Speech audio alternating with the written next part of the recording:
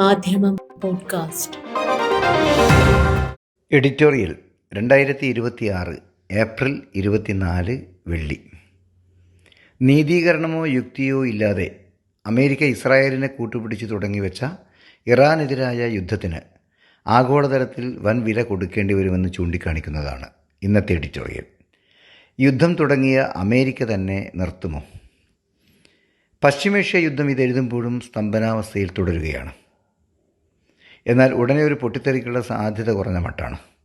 US president Donald ട്രംപിന് യുദ്ധം തുടരാൻ ഉത്സാഹമില്ല എന്ന് വ്യക്തമാണെങ്കിലും അത് അവസാനിപ്പിക്കാനുള്ള ആദ്യപടിയായി പ്രഖ്യാപിച്ച വെടിനിർത്തൽ 2 ആഴ്ച കാലപരിധി ബുധനാഴ്ച അവസാനിക്കുന്നതിന് തൊട്ടു മുമ്പായി നീട്ടിയിട്ടുണ്ട്. അത് എത്ര വരെ എന്നത് ഇറാൻ്റെ നിലപാടനുസരിച്ച് എന്നായിരുന്നു ആദ്യം നിലപാട്. അതോടൊപ്പം അമേരിക്കയുടെ ഹുർമുസിലെ ഉപരോധം തുടരുമെന്നും ഇറാൻ യുദ്ധവിരാമത്തിന് സമ്മതിച്ചാലേ ഉപരോധം പിൻവലിക്കൂ എന്നുമായി. ഇപ്പോൾ വെടിനിർത്തലിന് സമയപരിധി ഇല്ലെന്നും ഉപരോധം ഇറാൻ പിൻവലിക്കുന്ന മുറക്ക് തങ്ങളും പിൻവലിക്കുമെന്നായിരിക്കുന്നു അമേരിക്ക. യുദ്ധത്തിൽ ആദ്യം മുതലേ ലക്ഷ്യവും ആവശ്യങ്ങളും തുടരെ മാറ്റിക്കൊണ്ടിരുന്ന ട്രംപിന് തുടക്കത്തിൽ പ്രഖ്യാപിച്ച ടെഹ്റാനിലെ ഭരണമാറ്റം എന്ന ലക്ഷ്യം തൽക്കാലമില്ലെന്നായിരിക്കുന്നു. അമേരിക്ക ആഗ്രഹിക്കുന്ന നിലപാട് മാറ്റം ഇറാനിൽ നിന്നുണ്ടാവുന്നില്ലെന്നതാണ് യുദ്ധസാഹചര്യം മാറാത്തതിനുള്ള കാരണം. ഇറാൻ നേതൃതലത്തിലെ അനിശ്ചിതത്വമാണ് അതിന് കാരണമായി US ചൂണ്ടിക്കാട്ടുന്നത്. എന്നാൽ ഇറാൻ്റെ മുഖ്യ വക്താവും മുൻ സ്പീക്കറുമായ മുഹമ്മദ് ബാഖിർ ഖാലിബഫ് പറയുന്നത് അമേരിക്കയുടെയും ഇസ്രായേലിൻ്റെയും വെടിനിർത്തൽ ലംഘനങ്ങൾക്ക് അറുതിയാവാതെ ഹുർമുസ് കടലിടുക്ക് തുറക്കാൻ സാധ്യമല്ല എന്നാണ്. ഇറാൻ പ്രസിഡന്റ് മസൂദ് പെസഷ്കിയാനും ചർച്ചയ്ക്കുള്ള പ്രധാന തടസ്സമായി ചൂണ്ടിക്കാണിച്ചതും അതുതന്നെ. അതോടൊപ്പം ഇറാൻ്റെ സൈനിക ശക്തിയെക്കുറിച്ച ട്രംപിൻ്റെ അവകാശവാദങ്ങളൊന്നും മുഖവിലക്കെടുക്കാൻ പറ്റുന്നതല്ല. ഹുർമുസ് തുറന്നു കിട്ടാൻ മറ്റൊരു സൈനിക പരിഹാരവും ഇല്ലെന്ന് വന്നതോടെയാണ് അമേരിക്ക മറു ഉപരോധവുമായി വന്നത്. ഇറാൻ ഒത്തുതീർപ്പ് കരാറിന് യാചിക്കുന്ന ഭാവത്തിലാണെന്ന അമേരിക്കൻ വിലയിരുത്തലിനും അടിസ്ഥാനമില്ലെന്ന് US നിലപാട് മാറ്റത്തിൽ നിന്ന് സ്പഷ്ടമായിരുന്നു.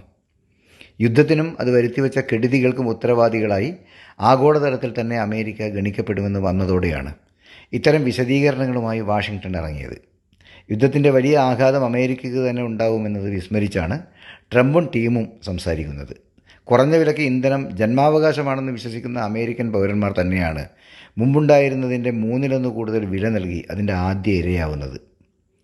കുതിച്ചുയർന്ന അസംസ്കൃത എണ്ണവിലയുടെ മെച്ചം അമേരിക്കൻ എണ്ണ ഭീമന്മാർ ആസ്വദിക്കുന്നതോടൊപ്പം കൂടിയ എണ്ണവിലയുടെ ഇരയാവുന്നത് സാധാരണ അമേരിക്കൻ പൗരൻ തന്നെയാണ്. ഈയിടെ നടന്നൊരു സർവേയിൽ 10ൽ 6 പേരും ഈ യുദ്ധം തള്ളിപ്പറഞ്ഞത് വെറുതെയല്ല. എണ്ണ പ്രകൃതിവാതക ഉൽപ്പാദനത്തിൽ അമേരിക്കയ്ക്കുള്ള മേൽക്കൈ കൊണ്ട് ക്രമേണ കാര്യങ്ങൾ സാധാരണഗതിയിലാവുമെന്ന പ്രതീക്ഷയിലാവാം അവർ തെരുവിലിറങ്ങാത്തത്. പുറമെ നിർമ്മിത ബുദ്ധിയിലൂടെ കൈവരുന്ന സാങ്കേതിക സാമ്പത്തിക നേട്ടം മിക്കവാറും അമേരിക്കക്കായിരിക്കും കൂടുതൽ അനുകൂലമാവുക. അതിന് പുറമെ ഡോളറിൻ്റെ മൂല്യം വർദ്ധിക്കുന്നതിലൂടെ മെച്ചപ്പെട്ട വാങ്ങൽ ശേഷി തരപ്പെടുമെന്ന പ്രതീക്ഷയും ഉണ്ടാവാം. ഈ ഓരോ ഘടകവും അമേരിക്കയ്ക്ക് അനുകൂലമാവുന്നതിന് ആനുപാതികമായി ദക്ഷിണഗോള രാഷ്ട്രങ്ങൾക്ക് പ്രതികൂലമാവുകയും ചെയ്യും. അവയിൽ മിക്ക രാജ്യങ്ങളിലും ഊർജ്ജ വില വർധനക്കനുസരിച്ച് സബ്സിഡി ലഭ്യമാവുന്നില്ല. അവരുടെ ശരാശരി ആളോഹരി വരുമാനം അമേരിക്കയുടേതിനേക്കാൾ താഴ്ന്നതുകൊണ്ട് വർദ്ധിച്ച ഊർജ്ജ വില താങ്ങാൻ കഴിയില്ല.